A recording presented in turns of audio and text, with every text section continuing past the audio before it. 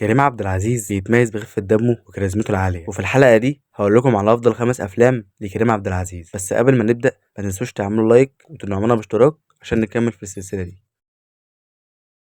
في المركز الأول فيلم الفيل الأزرق الجزء الأول، والفيلم ده يعتبر من أقوى أفلامه لأنه باين فيه إنه ممثل تقيل بجد. ده غير إن الفيلم قصته حلوة جدا، وهو بيتكلم عن دكتور يحيى واللي هو كريم عبد العزيز بيكون دكتور نفساني واللي بيرجع لشغله بعد 5 سنين، وأول حالة بيقابلها بتكون صاحبه اللي متهم بقتل مراته. ومن هنا بنغوص في عالم غريب بين العقل والجنون.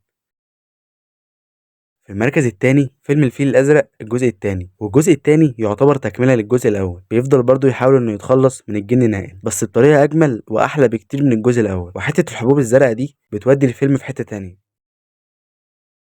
في المركز التالت فيلم كيرة والجن، والفيلم ده فيلم تاريخي ضخم واللي بيرجع لزمن الاحتلال البريطاني. ده غير إن الفيلم إنتاجه ضخم جدا وأداء الممثلين كان عالي جدا فيه.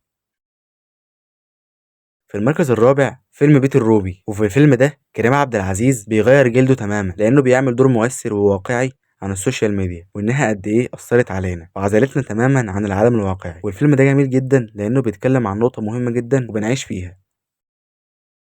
في المركز الخامس والاخير فيلم ولاد العم، واللي اتعرض سنة 2009، واللي فيه كريم عبد العزيز بيجسد دور ضابط مصري بيحاول ينقذ واحدة جوزها خدها وسافر بيها غصب عنها هي وولادها هناك، لانه بيكون ضابط هناك. ومهمة كريم انه يرجعها لبلدها. والنوعية دي من الافلام كان ساعتها فريدة من نوعها ومختلفة. ده غير ان كريم عبد العزيز اداؤه كان قوي جدا ساعتها.